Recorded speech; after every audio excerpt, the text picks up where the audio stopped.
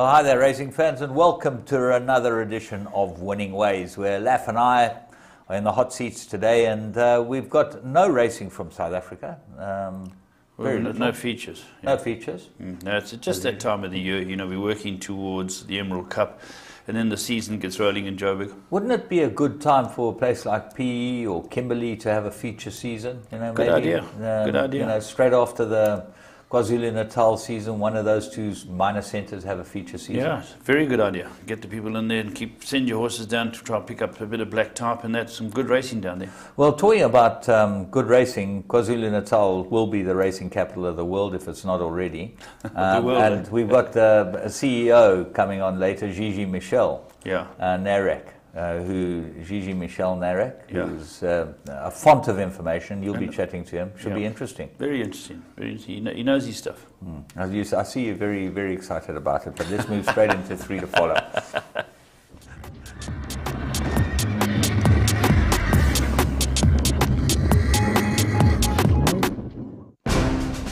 At EPOL, we know from our successful partnership with Mike de Kock that getting the best from your horse is largely related to training and nutrition.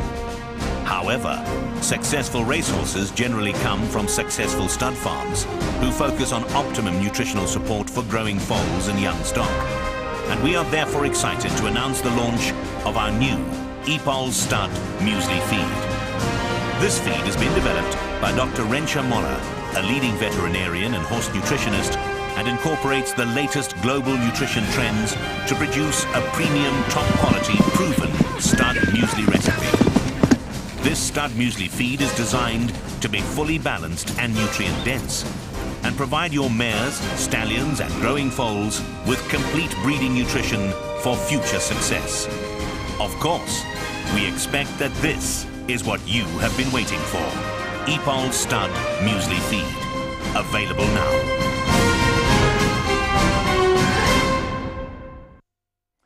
Well, no racing from the racing capital of the world on Sunday. This week was ducks weather, and as a result, no racing from there. So we had to go to Tuesday, and we're going to go and have a look at Clearwood. This was the last race of the day, and my goodness, did this throw up two decent maidens. We're talking about the middle of August, September, completely non-racing time of the year. For here, should be weak horses. These two were very strong. Let's go and have a look at Bulls. Yeah, he drawn beautifully in two, and from the Gavin van Zyl stable. And he was up against a hot pot favourite in Takadum, and Takadum's drawn his outside. The two horses to follow basically in this race are in yellow, so it's very easy. The grey horse in the yellow with the white face is the horse that we're asking you to look at, Balsa, and Takadum is in Sheikh Mo's colours with the yellow sleeves, easy to identify. Most interesting to watch this race because they went a reasonable gallop. These two sitting there, fifth and sixth, side by side. But watch Takadum suddenly lose his stride and just completely lose it here as they go into the bend.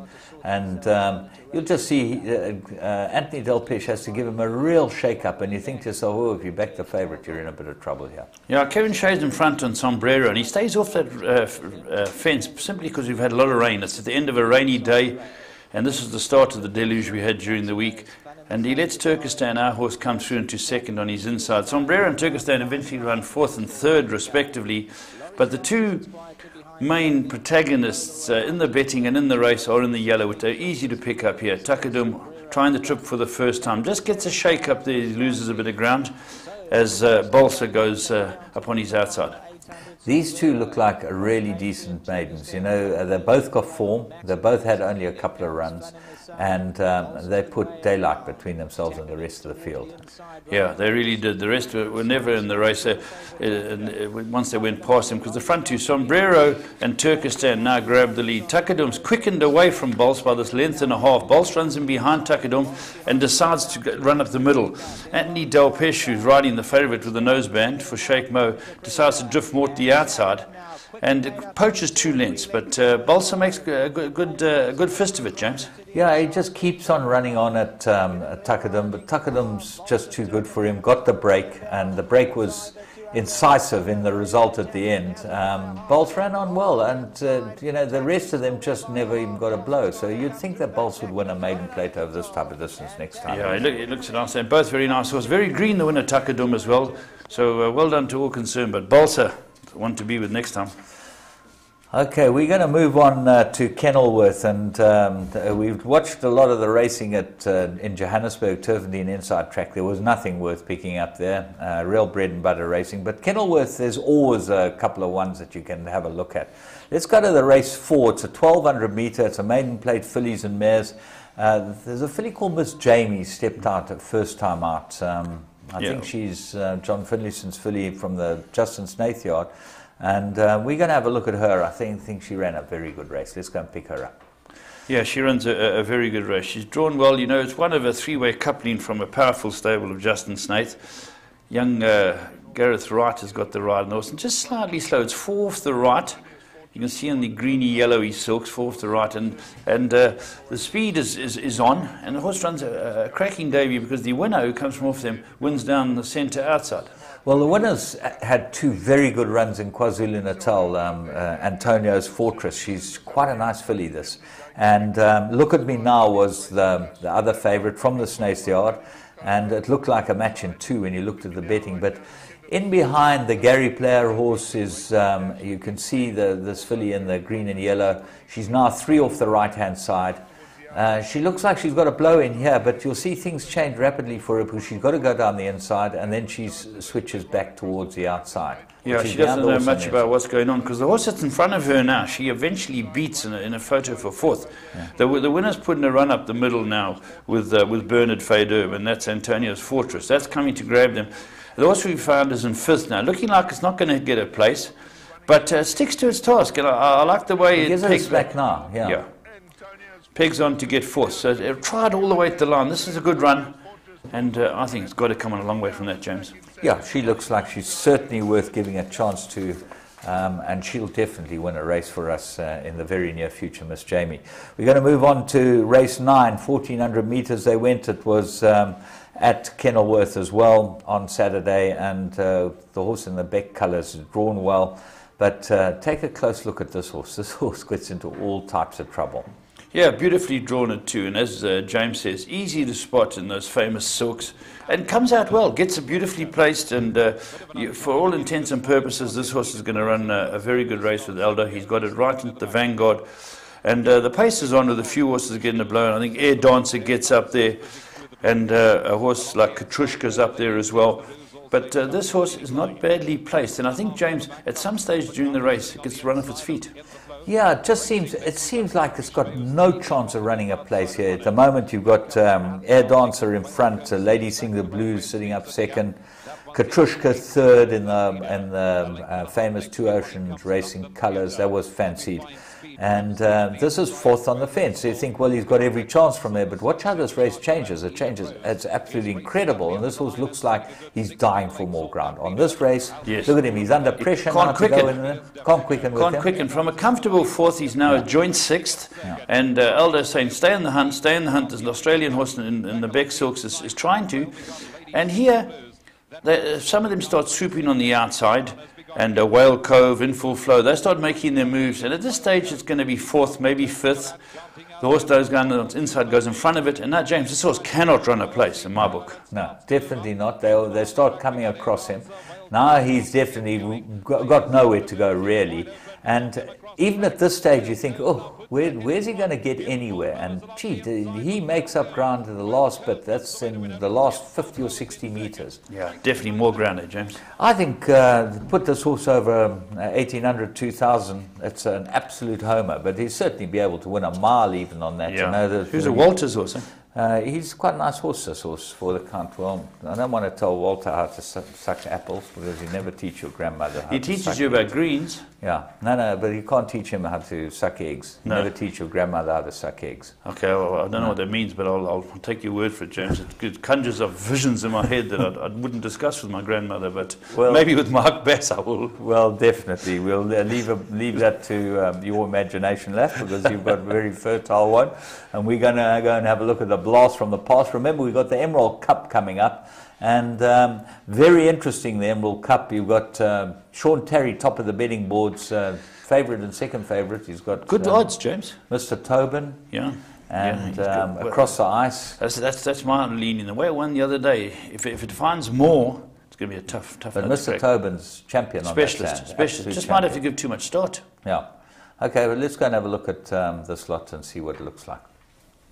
At EPOL, we know from our successful partnership with Mike de Kock that getting the best from your horse is largely related to training and nutrition.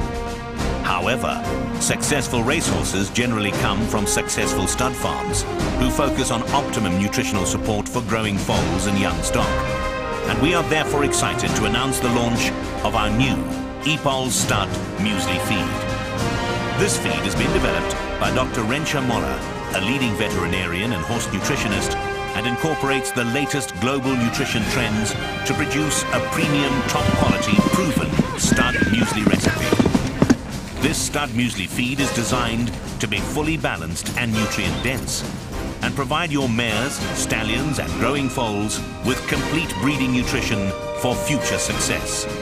Of course, we expect that this is what you have been waiting for.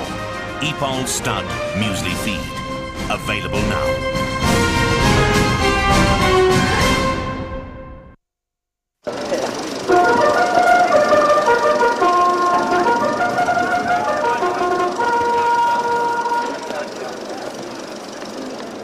You know, sir, this is the finest fabric money can buy.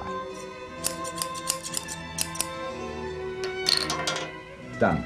When you walk out of here, heads will turn. Care for a glass of champagne, sir?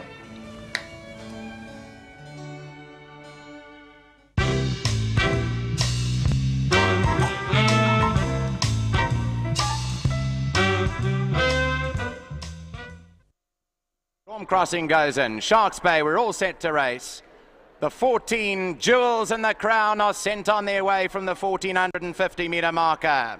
Very quick out the gates was Ragamuffin. Also there is Loch Lorien in the early stages. Iron Curtain has a brilliant position early on. So too does Cinnamon Sugar. Sharks Bay's just 2.5 lengths off the leader with Queen's Bay. Boy Oh Boy is wider out. Punyuka's about 5 off them. Then back to Incomodo Alimony. Storm Crossing's wide out on the track. 5 lengths behind the leaders. Then comes Sayador and Club Victor.